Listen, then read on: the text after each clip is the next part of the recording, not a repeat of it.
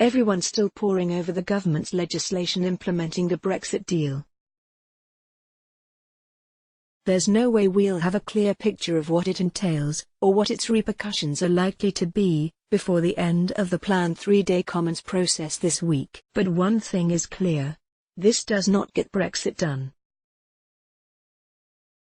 It creates a set of internally incompatible circumstances in which the Brexit battle starts again immediately on November 1st, with a new cliff edge at the end of 2020. Here's the problem.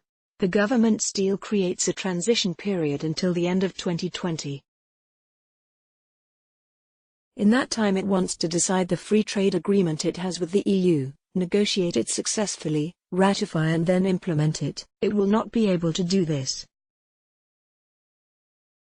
Trade deals, especially complex ones between large trading entities, take years to negotiate, and then come under all sorts of unforeseen political pressures when it comes to ratification, which will take place in the parliament of each EU member state, not just the European one. There is an extension provision in the deal, for 1 or 2 years.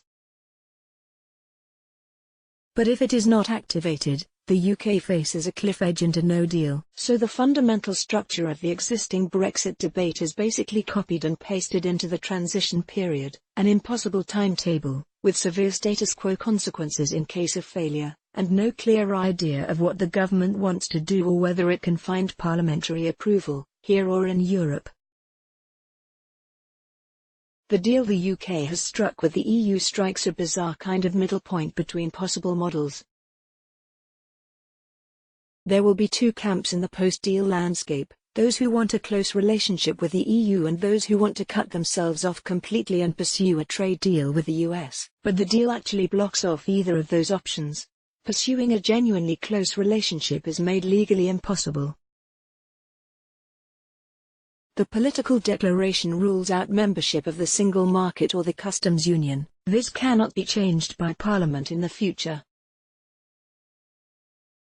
Section 13C of the legislation states that ministerial objectives for the future relationship must be consistent with the political declaration. So MPs cannot fight to stay in the customs union or single market. But they can hold up the process of negotiation altogether. The bill states that the government cannot start negotiations with the EU unless the Commons has approved a ministerial statement on their objectives. As paragraph 63 of the explanatory notes make clear, if the Commons does not grant its approval, the negotiations for the second phase cannot begin. This provides a clear route for hard Brexiters to block any attempt to even start negotiations, or alternately for the government to blackmail Parliament to accept whatever terms it wants with the threat of no deal in 2020 hanging over MPs. But the hard Brexiters do not have everything their own way. Very quietly, as trade expert David Hennig pointed out, the government has conceded on some very consequential issues in its talks with the EU which effectively rule out a meaningful trade deal with the US. The US has several key demands that it makes in nearly all trade negotiations. First, and most important, it wants to make it easier for its agricultural sector to export. This means lowering standards to accept the extensive use of antimicrobials, as well as chlorine-washed chicken and hormone-injected beef and the rest. But there are other issues too. The US wants countries to come to its orbit on standards, the vast network of industrial methods which operate above the level of regulation, rather than the EU one. The same applies to geographical indications. These are the EU's protective arrangements for certain products, like champagne, which lock it down to a certain area. The US relies on trademarks instead. It is in a long trade battle with the EU over which system wins. Here's the thing.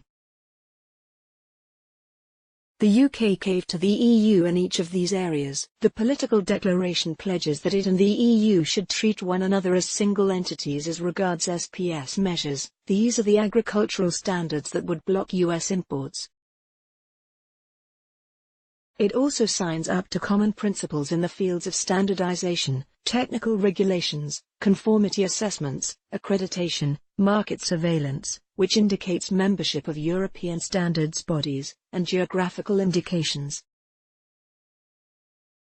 so the government's approach seems to close down both camps' final goals. It would rule out a genuinely close relationship with the EU and rule out a free trade agreement with the US. During this period, there are plenty of opportunities for hardline Brexiters to cause trouble. Section 13A gives the European Scrutiny Committee, under the chair of Bill Cash, a role reviewing EU law passed during the transition period. If it decides a matter is of vital national interest, it can table a motion in the Commons to be voted on. But of course, if the Commons were to actually vote in favour of that motion, it would be in contravention of the EU legal system. It is still part of over transition. In reality, the EU would probably ignore that motion. But you can see here how the mechanism creates the incentives for increasingly angry tribal warfare, by closing off each side's ideal objective and then providing them opportunity to fight over it in a way that decides nothing but deteriorates relations within Parliament and between the UK and EU. This will play out until the cliff edge in December 2020, just 14 months away. That is such a tight timetable that it eradicates most of the immediate benefits of getting a deal. We know that there is a lot of pent-up investment in the UK waiting to find out what the final situation is before it is released. But the fact that the deal simply creates new uncertainty for just over a year's time means that is unlikely to change. If the government extends in 2020, it'll be for up to 2 years, but political pressures means it's more likely to make it 1 year. So the same situation will operate once more. We'll be stuck in a cycle of unattainable deadlines, dictated by short-term political incentives, which make long-term investment impossible. When we do get to the 2020 cliff edge, the government has stacked the odds in favour of the Brexit hardliners. Parliament has no power to require the government to request an extension, but it does have the power to stop an extension being requested.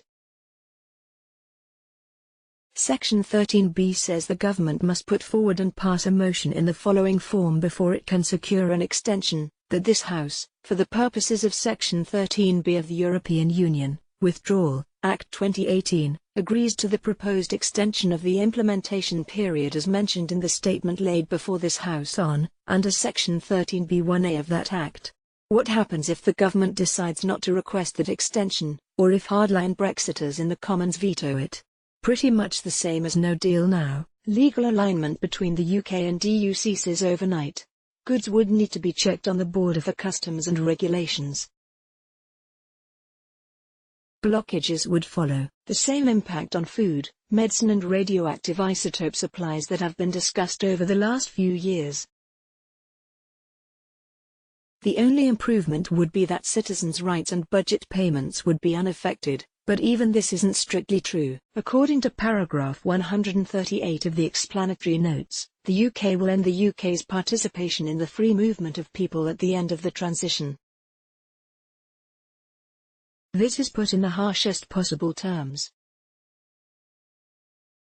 Once free movement has ended, beneficiaries of the citizens' rights part of the agreements who have not yet secured leave to enter or remain in the UK under the EU settlement scheme would no longer have a lawful basis to reside in the UK unless further provision is made. Many EU citizens will by this stage have secured settled status, but with any system that requires people to actively sign up, the hardest cases come right at the end. Middle class, news-reading, socially engaged Europeans will have registered ages before. Those who haven't will include those who struggle with English, or do agricultural work, or live in remote locations, or are socially isolated, or have learning difficulties. In other words, the vulnerable. And they will, overnight, without knowing it, become undocumented. If even 1% of EU citizens haven't signed up by then, it'll still be tens of thousands of people. This system seems almost designed to create another Windrush scandal.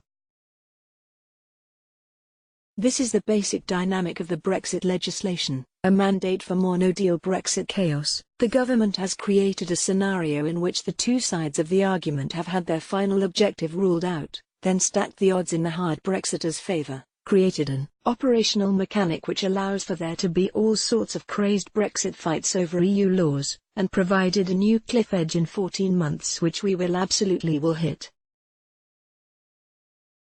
Get Brexit done might be the most misleading description of this legislation imaginable.